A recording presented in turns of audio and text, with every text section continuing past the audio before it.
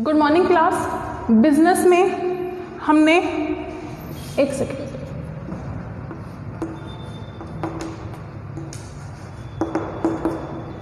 में हमने last class में डिस्कस किया था अभिप्रेरणा के बारे में, मोटिवेशन के बारे में कि मोटिवेशन क्या होता है, उसके कैरेक्टरिस्टिक्स क्या है, कहाँ उसकी नीड है, किस तरीके से वो किया जाता है। ठीक है, अगर ओवरऑल सेशन को मैं समराइज करूँ तो अभिप्रेरणा से आपका क्या मतलब है, आपकी ऐसी कला, एक ऐसी तकनीक जिससे आप क्या है दूसरों को अपने व्यवहार से ये मना रहे हैं, ये परसुएड कर रहे हैं, ये आश्वासन दिला रहे हैं, उन्हें प्रोत्साहित कर रहे हैं कि वो आपका कहा हुआ काम करें। ठीक है, मोटिवेशन यही होता है। अभिप्रेरणा क्या होती है कि आप दूसरों को इस बात के लिए प्रोत्साहित करें कि वो आपके द्वारा बताए गए काम को अच्छे से कंप्लीट करें, यही होता है मोटिवेशन। आज हम करेंगे मोटिवेशन की तकनीकें। आज हम मोटिवेशन की तकनीकें करेंगे, टेक्निक्स करेंगे। मैंने आपको पहले भी बताया था, दो तरीके की टेक्निक्स होती हैं, एक तो वित्तीय और एक अवित्तीय।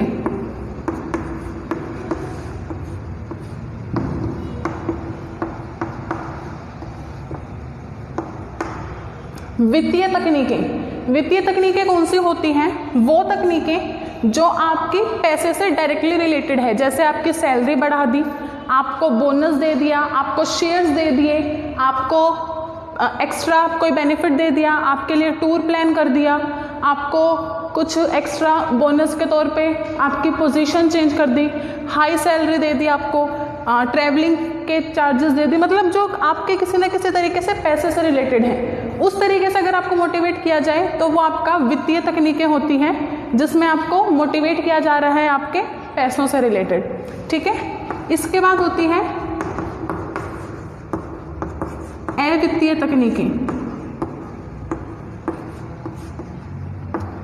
अवित्तीय तकनीकों में क्या आता है कि हम पैसे तो इसमें इंक्लूड है, बट वो डायरेक्टली नहीं, कैसे इंक्लूड है, इनडायरेक्टली इंक्लूड है। ठीक है, पैसा इसमें इंक्लूडेड है, बट कैसे, इनडायरेक्टली। डायरेक्टली इसमें पैसा आपका इंक्लूड नहीं है किसी भी फॉर्म में। अब इसमें कैसे होता है, देखिए, आपको इसमें बोल सकते हैं कि प्रमोशन दे दिया, आपको मैनेजमेंट में पार्टिसिपेट करने के लिए बोल दिया, आपको कोई अथॉरिटी दे दी, ग्रुप डिस्कशन में आपको शामिल कर लिया, कोई डिसीजन ले रहे थे उसमें आपकी राय ले ली, इस तरीके से।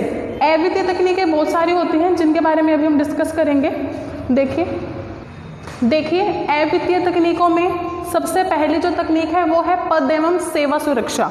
देखिए, पद एवं सेवा सुरक्षा कैसे हो सकती है वित्तीय तकनीकों में? आपको प्रमोट कर दें। ठीक है, आप मान लीजिए पहले सुपरवाइजर के तरीके से काम कर रहे थे, बट अब क्या है, आपको मैनेजर बना दिया, असिस्टेंट मैनेजर बना दिया। ठीक है, और इसके साथ साथ आपकी जो सुरक्षा थी कि हाँ आप जो है इस पोस्ट पे इतने वक्त तक काम करेंगे, आपको सारी फैसिलिटीज़ मिलेगी, जो भी उस पद से रिलेटेड सेवाएं हैं, सुरक्षाएं हैं, सभी आपको मिलेगी। तो एक बात बताइए, इसमें पैसा कहीं ना कहीं इंक्लूडेड है, बट किस तरीके से? इनडायरेक्टली। आपको हाथ में कैश इन हैंड नहीं दिया गया, बल्कि क्या है, आपको इनडायरेक्टली वे से वो पैसा दिया गया। सेकंड देखिए, प्रशंसा एवं सम्मान। सबसे ज़्यादा जो एक पर्सन है वो मोटिवेट या अभिप्रेरित कैसे होता है? जब उसको प्रशंसा मिले, सम्मान मिले, उसको उसके काम के लिए प्रेज किया जाए कि हाँ आपने ये काम किया, बहुत अच्छा किया। जैसे अगर आप लोगों की हम बात करें, अगर किसी दिन क्लास में मैं आप में से किसी एक बच्चे का नाम लेकर के ये बोलूँ कि हाँ ये बच्चा बहुत अच्छा काम कर रहा है, तो क्या होगा, आप अंदर से सेटिस्फाइड होंगे। ठीक है, आपको ये लगेगा कि मैम को मेरा नाम भी पता है और मैंने अच्छा काम किया है, इसलिए मैम ने मुझे सम्मानित किया है, मेरी प्रशंसा की है। इसका इफेक्ट क्या पड़ेगा? आप पे इफेक्ट ये पड़ेगा कि आप और अच्छा करने की कोशिश करेंगे। ठीक है, और रेस्ट ऑफ द जो स्टूडेंट्स हैं या आपका रेस्ट ऑफ द जो स्टाफ है वो क्या करेगा, वो आपके लेवल तक आने की कोशिश करेगा। ठीक है, इसमें पैसा कहीं इन्वॉल्व नहीं था, बट फिर भी पर्सन मोटिवेट यहाँ हुआ। उसके बाद प्रबंध में सहभागिता। प्रबंध में सहभागिता का क्या मतलब है कि आप बहुत अच्छा काम कर रहे थे, या मैनेजर ने ये सोचा कि ठीक है हम इसे प्रमोट नहीं कर सकते, इसकी सैलरी इंक्रीज नहीं कर सकते, तो क्यों ना इनडायरेक्टली इसे मैनेजमेंट में इंक्लूड कर लें। जब वो कोई डिसीजन लेंगे तो वो आपसे पूछेंगे कि हम ये काम कर रहे हैं, is that okay to do that. ठीक है, जैसे मान लीजिए आप सुपरवाइजर हैं, आप सबसे ज़्यादा अपने एम्प्लॉयज़ के टच में रहते हैं, आपको ये पता है कि कौन सा एम्प्लॉय किस तरीके से काम करता है, किसको किस चीज़ की नॉलेज है, किससे किस तरीके से काम करवाया जा सकता है। तो मैनेजर क्या करेगा, आपकी हेल्प लेगा डिसीजन लेने में, ताकि एम्प्लॉयज़ को वो अच्छे से जान सके कि मेरा एम्प्लॉय इस तरीके से वर्क करता है और मुझे उससे इस तरीके से अपना काम निकलवाना है। ठीक है, तो प्रबंध में सहभागिता करके भी आपको मोटिवेट किया जा सकता है। उसके बाद प्रभावी नेतृत्व एवं पर्यवेक्षण, और किस तरीके से आपकी वर्कफोर्स मोटिवेट होती है, अगर उनको जो सुपरवाइज किया जा रहा है वो बहुत अच्छे से किया जा रहा हो, उनकी जो लीडरशिप है, नेतृत्व है उनका, वो बहुत अच्छे से किया जा रहा हो। अगर उनको कहीं पे कोई दिक्कत आ रही है, दिक्कत कैसी आ रही है, मान लीजिए वर्किंग एनवायरनमेंट अच्छा नहीं है, आपने उसको जो काम दिया है वो काम उसे आता नहीं है, उसको ट्रेनिंग की ज़रूरत है, उसको हेल्प की ज़रूरत है, अगर आप वो सभी चीज़ें उसके लिए अवेलेबल करवा रहे हैं, उसका अच्छे से नेतृत्व कर रहे हैं, तो क्या है, आपके लिए वो हमेशा लॉयल रहेगा, आपके लिए वो हमेशा वफादार रहेगा और उसका जो मोटिवेशन लेवल है वो इंक्रीज रहेगा। क्यों? क्योंकि उसे पता होगा कि अगर मुझे कभी दिक्कत हुई, अगर मुझे कभी प्रॉब्लम हुई, तो मैं अपने मैनेजर से जा कर के या अपने सुपरवाइज़र से जा कर के बोल सकता हूँ और मेरा मैनेजर या सुपरवाइज़र मेरी हेल्प करेगा उस चीज़ को सोल्व करने में। ठीक है, इसके बाद देखिए अधिकार प्रत्यायोजन। अधिकार प्रत्यायोजन का मतलब क्या होता है, डेलीगेशन करना, डेलीगेशन ऑफ अथॉरिटी, मतलब कि आपके पास जो अथॉरिटी थी उसको आप डेलीगेट कर रहे हैं। आप मैनेजर हैं बट आप अपनी कुछ एक अथॉरिटी सुपरवाइज़र को दे रहे हैं, कुछ एक अथॉरिटी आप अपनी, देखिए डेलीगेशन ऑफ अथॉरिटी या अधिकार प्रत्यायोजन का क्या मतलब होगा यहाँ पे, कि मान लीजिए कुछ ऐसा काम जो आप खुद ना करके अपने सुपरवाइज़र से भी करवा सकते हैं। जैसे बीइंग द मैनेजर, मैं ये बोलूँ अपने सुपरवाइज़र को कि ठीक है तुम मेरे बिहाफ पे ना जाके चेक करके आओ कौन क्या कर रहा है, पर फाइनल रिपोर्ट मैं बनाऊंगी। तो उसमें क्या है, सुपरवाइज़र अच्छे से चेक नहीं करेगा, उसे क्या मतलब है कुछ हो रहा हो चाहे ना हो रहा हो। बट अगर मैं उसे ये बोलूँ कि मैं अपनी ये अथॉरिटी तुम्हें दे रही हूँ कि तुम मेरे बिहाफ पे जा करके ये रिपोर्ट तैयार करो, जा करके लेबर को चेक करो उसने क्या किया, किस तरीके से किया, तो वो अपना काम अच्छे से करेगा। क्यों करेगा? क्योंकि उसे पहली बार वो अथॉरिटी मिली, उसने चेक किया और उसने अपना काम अच्छा करने की कोशिश इसलिए की ताकि वो अथॉरिटी से बार बार मिलते रहे। अब मैं आपके कॉन्टेक्स्ट में इस बात को समझाती हूँ अधिकार प्रत्यायोजन को। मैं आपकी क्लास टीचर हूँ, मैंने एक बच्चे को मॉनिटर बनाया, ठीक है, किसी कारण मुझे मान लीजिए आपका आज टेस्ट लेना है फॉर एग्जांपल, किसी कारण से मैं आपका वो टेस्ट नहीं ले पा रही हूँ, तो मैंने क्या किया, मेरे बिहाफ पे मॉनिटर को कहा कि तुम टेस्ट लोगे, ठीक है, तुम क्या करोगे, टेस्ट लोगे। मेरे पास जो शक्ति थी वो मैंने उसे दे दी, मेरे पास जो अधिकार था वो मैंने उसे दे दिया। अब वो क्या करेगा, बिल्कुल उसी तरीके से आपका टेस्ट लेगा जैसे मैं लेने वाली थी। हर एक बच्चे पे अपनी नज़र रखेगा, हर एक बच्चे को ध्यान से ऑब्जर्व करेगा, अगर उसकी कहीं कमी है तो वो उसको इम्प्रूव करेगा। किस लिए? ताकि नेक्स्ट टाइम अगर ऐसे कोई सिचुएशन आए तो उसे ये अपॉर्चुनिटी मिले। इस चीज़ का रेस्ट ऑफ द स्टूडेंट्स पे क्या इफेक्ट पड़ेगा, उन लोगों के लिए क्या रहेगा कि जब मैडम इसे बोल सकती है तो हम भी इतना अच्छा काम करें कि हम इसकी जगह खड़े हो। ठीक है, तो आप जब अधिकार प्रत्यायोजन करते हैं, आप सिर्फ एक आदमी को करते हैं, एक इंसान को करते हैं, बट उसका इफेक्ट बाकी सभी वर्कफोर्स पे पड़ता है, सभी लोगों पर पड़ता है। क्यों? क्योंकि उसको देख करके सब उसके जैसा करने की कोशिश करते हैं। ठीक है, तो अधिकार प्रत्यायोजन से भी आपके जो वर्कफोर्स है वो मोटिवेट हो सकती है, और वो भी बिना किसी पैसे के। उसके बाद कार्य विस्तार एवं कार्य परिवर्तन। देखिए, आप बहुत अच्छे से काम कर रहे थे, आपको एक्स्ट्रा वर्क दे दिया, ठीक है, अब आप उस एक्स्ट्रा वर्क को कर रहे हैं तो आपको कहीं ना कहीं ये फील होगा कि मुझे ही इसलिए दिया गया है क्योंकि मैं कर सकता हूँ, मेरे अंदर कैपेबिलिटी है। ठीक है, एक तो वो इस तरीके से मोटिवेट हुआ। दूसरा क्या है, कार्य परिवर्तन। आपको थोड़े थोड़े टाइम के लिए हर एक यूनिट में भेजा गया, हर एक यूनिट में आपकी कैपेबिलिटी चेक की गई कि आप मार्केटिंग अच्छे से कर रहे हैं, आप बेचना अच्छे से जानते हैं, आप फाइनेंस अच्छे से अरेंज करवा सकते हैं, आप प्रोडक्शन में अच्छे से काम कर सकते हैं, आप पैकिंग अच्छे से कर सकते हैं, आप लेबलिंग अट्रैक्टिंग कर सकते हैं, आप सुपरवाइज अच्छे से कर सकते हैं, आप स्टॉक को मेंटेन अच्छे से कर सकते हैं। जिस भी कंडीशन में आपका परफेक्ट निकल करके आएगा, नेक्स्ट टाइम आपको वो काम दिया जाएगा। इससे क्या होगा, एक तो आप मोटिवेट होंगे, आपको एक्स्ट्रा नॉलेज होगी हर किसी चीज़ की कि हमारी कंपनी में ये काम ऐसे हो रहा है, ये काम ऐसे हो रहा है, और आपकी खुद की पर्सनल डेवलपमेंट होगी, आपके जो स्किल्स हैं वो इम्प्रूव होगी। और कंपनी को इससे क्या फ़ायदा रहेगा, अगर वहाँ पे कभी स्टाफ की शॉर्टेज रहती है या ज़रूरत होती है तो बिना किसी ट्रेनिंग के भी उस एम्प्लॉय को वहाँ भेजा जा सकता है। क्यों? क्योंकि कंपनी को ये पता होगा कि ये पर्सन यहाँ से गो थ्रू है, इसने इस फंक्शन को समझा है, तो वो आसानी से ये काम कर सकता है। ठीक है, यहाँ से भी आपका स्टाफ मोटिवेट होता है। उसके बाद समूह चर्चा। समूह चर्चा का क्या मतलब है, मोटिवेशन में ये बोला जाता है कि काम एक पर्सन नहीं करता, एक टीम करती है। ठीक है, काम एक पर्सन नहीं करता बल्कि एक टीम करती है। तो जब डिसीजन लिया जा रहा है तब सभी को इकट्ठा बिठा दिया कि हाँ हम इस टॉपिक पे बात कर रहे हैं, ये रहेगा, आप अपने आइडियाज़ दीजिए, फिर हम एक नीति बनाएंगे। नहीं, ठीक है। तो समूह चर्चा जब करते हैं तब भी आपको अवसर दिया जाता है खुद को इम्प्रूव करने का। उसके बाद विकास के अवसर। आप एक ऐसी कंपनी में काम करना ज़्यादा पसंद करते हैं जहाँ पे आपकी जो डेवलपमेंट है वो चलती रहे। ऐसा ना हो कि आपको एक जगह लाया और वहीं छोड़ दिया। जैसे कि आप मान लीजिए फॉर एग्जांपल लेकर के चलते हैं, आप स्कूल में काम कर रहे हैं, ठीक है, आपके अंदर नॉलेज काफ़ी अच्छी है बट आपके पास एक्सपीरियंस नहीं था, इस वजह से आपको छोटी क्लासेस दी गई पढ़ाने के लिए। अब आपको धीरे धीरे एक्सपीरियंस हो गया तो क्या है, स्कूल वालों ने फिर भी क्या किया, आपको उन्हीं क्लासेस में रखा, फर्दर हायर क्लासेस में प्रमोट नहीं किया। तो आप वहाँ काम करना पसंद नहीं करेंगे। क्यों? आपको ये लगेगा कि मेरी जो कैपेबिलिटीज़ हैं उनको यहाँ देखा ही नहीं जा रहा। ठीक है, रेदर देन आप एक ऐसे जगह काम करें जहाँ आपका प्रमोशन होता रहे, आपको नए नए अवसर मिलते रहे अपने आप को प्रूव करने के। ठीक है, तो अगर हम विकास के अवसर देते हैं अपने स्टाफ को, अपने वर्कफोर्स को, तो वो मोटिवेट रहते हैं और वो हमारे साथ लंबे समय तक जुड़े रहते हैं। अगर हमारा स्टाफ हमारे साथ लंबे समय तक जुड़ा रहता है तो उसका हमें कहीं ना कहीं बेनिफिट ज़रूर होता है। हमें उसका बेनिफिट कहाँ होता है, हमारी मार्केट में गुडविल क्रिएट होती है, हमारी एक बेटर इमेज क्रिएट होती है मार्केट में। ठीक है, इसके बाद प्रतिस्पर्धा एवं चुनौतियाँ।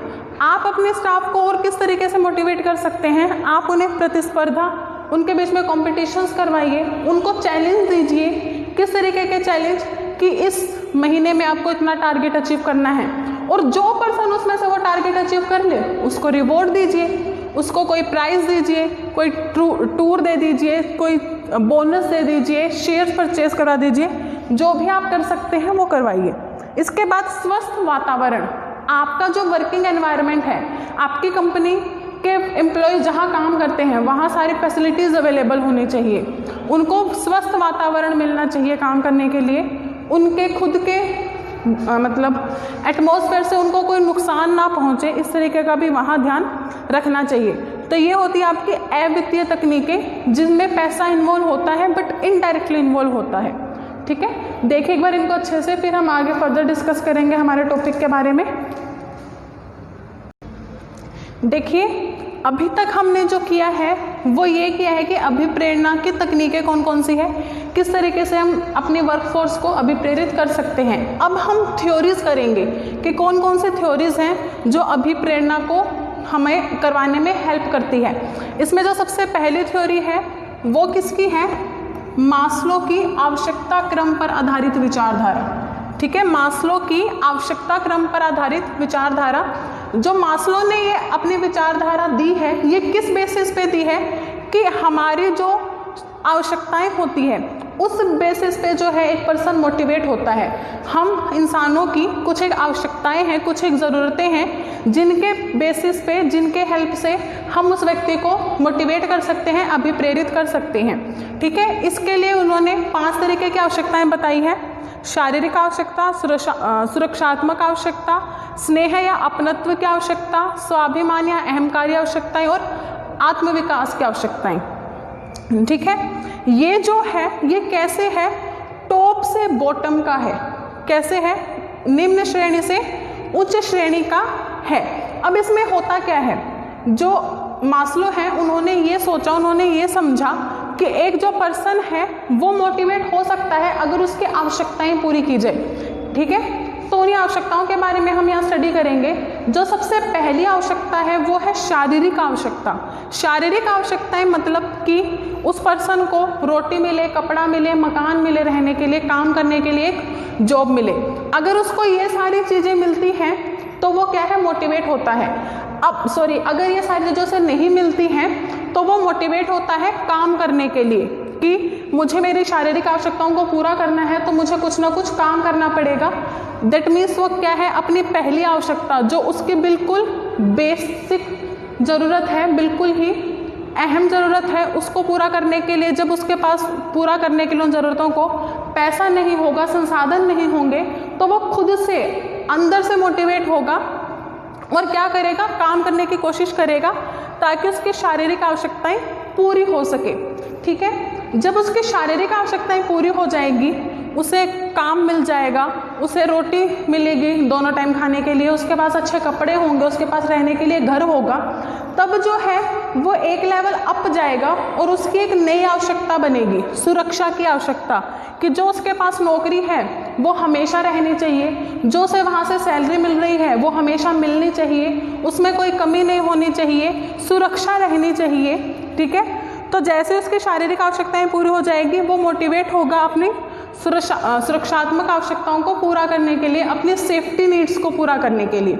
ठीक है, जब उसकी सेफ्टी नीड्स भी पूरी हो जाएंगी तब वो जाएगा स्नेह या अपनत्व की आवश्यकताओं पर, कि उसके पास उसकी शारीरिक आवश्यकताएं भी पूरी हो रही है, उसकी सुरक्षात्मक आवश्यकताएं भी पूरी हो रही है, तो अब वो क्या चाहेगा कि समाज में ना उसे सब अच्छा समझें, उसे भी प्यार मिले, अपनापन मिले, जहाँ पे वो जाए उसका भी सम्मान हो। ठीक है, उसकी भी जो उसकी वो ज़रूरतें हैं वो पूरी हो। अगर वो अपनी फैमिली में आ रहा है तो उसे वहाँ पे स्नेह मिले, प्यार मिले, अपनापन मिले। ठीक है, तो ये जो तीनों आवश्यकताएं हैं ये निम्न कोटि की आवश्यकताओं में रखी जाती है। जो ये आवश्यकताएं ऐसी है जिन्हें आदमी पूरा करने की हर संभव कोशिश करता है, जितनी वो कोशिश करना चाहता है उससे वो दुगनी कोशिश करता है ताकि उसकी ये सारी आवश्यकताएं पूरी हो सके। ठीक है, जब ये तीनों आवश्यकताएं पूरी हो जाती है तब आती है स्वाभिमान या अहंकारी आवश्यकताएं। अब स्वाभिमान और अहंकारी आवश्यकता कब आएगी, जब आप अच्छे से कोई काम कर रहे हैं, आपकी एक जॉब प्रोफाइल है, आपका एक स्टेटस है, आपके पास घर है, आपकी सारी ज़रूरतें पूरी हो रही हैं, उस केस में आप क्या चाहेंगे कि अगर मैं कहीं पे जा रहा हूँ तो सब मुझे सम्मान दें, मेरे पद का सम्मान करें, मेरा मान सम्मान करें, मैं कुछ बोल रहा हूँ उसको सुने, मैं अगर कहीं जा रहा हूँ तो मेरे लिए खड़े हों, तालियां बजाएं, मेरी प्रशंसा करें। ठीक है, वो सारे स्वाभिमान और अहंकारी की आवश्यकताएं होती है कि हमारे ईगो से रिलेटेड है। ठीक है, हमारे सेल्फ ईगो से रिलेटेड है। इसमें क्या है, इन आवश्यकताओं को पूरा करने के लिए हम करते क्या हैं, इन सभी आवश्यकताओं को पूरा करते हैं और फिर उन आवश्यकताओं में सुधार करने की कोशिश करते हैं। ठीक है, कि कहीं अगर मुझसे कुछ गलती हुई है तो वो गलती मेरी सुधरे, उसको मैं कोशिश करूं कि वो और ज़्यादा इम्प्रूव हो। ठीक है, जब ये वाली आवश्यकता भी हमारी पूरी हो जाती है उसके बाद हम आते हैं आत्म विकास की आवश्यकताओं पर। देखिए, एक पर्सन है जिसकी ये सारी ज़रूरतें पूरी हुई, उसकी सारी ज़रूरतें पूरी हुई, उसका मान सम्मान भी है, अगर वो कहीं जाता है तो सब लोग उसकी बात सुनते हैं, उसको समझते हैं, उसकी प्रशंसा करते हैं, उसका आदर करते हैं, तो उस केस में उसकी एक नई आवश्यकता पैदा होती है जो आत्म विकास की आवश्यकता होती है। ठीक है, और आत्म विकास की आवश्यकता का मतलब क्या है कि जो मुझे ये सारा सम्मान मिल रहा है, मेरी ज़रूरतें पूरी हो रही हैं, मैं ऐसा क्या करूं कि ये सभी एज इट इज़ मेरे साथ चलती रहें, मैं अपने अंदर क्या इम्प्रूवमेंट लाऊं कि ये कम होने की बजाय बढ़े। ठीक है, मतलब जिस लेवल पे आप आ गए हैं उस लेवल से नीचे ना जाएं, उससे अबव जाएं। ओके, तो ये आत्मविकास की आवश्यकता होती है। मास्लो ने क्या कहा था कि अगर इस तरीके से हम एक पर्सन को मोटिवेट करते हैं, इस तरीके से अगर हम एक पर्सन को मोटिवेट करते हैं तो वो बहुत अच्छे तरीके से मोटिवेट होता है।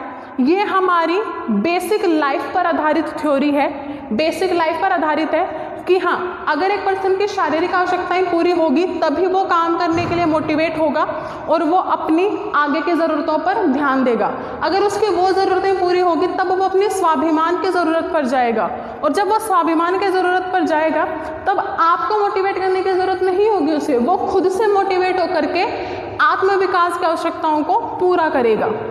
ठीक है, तो ये मास्लो की आवश्यकता क्रम पर आधारित थ्योरी थी। इसके बाद भी 3 थ्योरी और है, हजरबर्ग की थ्योरी है, XYZ थ्योरी है, विलियम आउची की थ्योरी है। वो तीनों थ्योरी हम अपने नेक्स्ट लेक्चर में करेंगे। आज के लिए आपके लिए सिर्फ इतना ही वर्क है कि आप मास्लो के आधारित मास्लो की जो थ्योरी है उसको अच्छे से पढ़ें। आपसे कई बार मास्लो की थ्योरी पूछी जाती है। ठीक है, मास्लो की थ्योरी आप अच्छे से पढ़ें, उसको अपने नोटबुक में नोट करें। और इसके अलावा आप सैटरडे को अपनी नोटबुक चेक करवाने ज़रूर आएँ, क्योंकि मैं देखना चाहती हूँ मैंने जितना काम करवाया क्या आप लोगों को समझ आ रहा है, नहीं आ रहा, आपने अपने नोटबुक में किया है नहीं किया। अगर किसी को कोई प्रॉब्लम है तो वो आकर के सैटरडे को अपना डाउट भी यहाँ पर सोल्व करवा सकता है। कोई दिक्कत हो रही है तो उसको पूछ सकता है। आप स्कूल आकर के नहीं पूछना चाहते, आप फ़ोन करके भी पूछ सकते हैं। ठीक है, तो ये हमारा आज का सेशन हम यहीं पे ख़त्म करेंगे। Thank you, have a nice day, and please अपना होमवर्क अच्छे से कर लेना।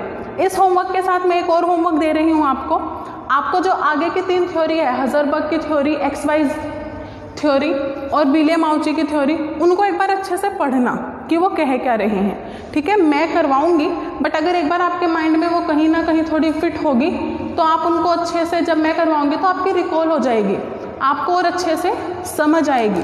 ठीक है, एक बार मैं साइड हो रही हूँ ताकि आप अच्छे से देख सकें कि आपको क्या पढ़ाया है मैंने, कौन सी थ्योरी पढ़ाई है। ठीक है, ओके, तो मैं अब अपना सेशन वाइंड अप कर रही हूँ। Thank you, have a nice day.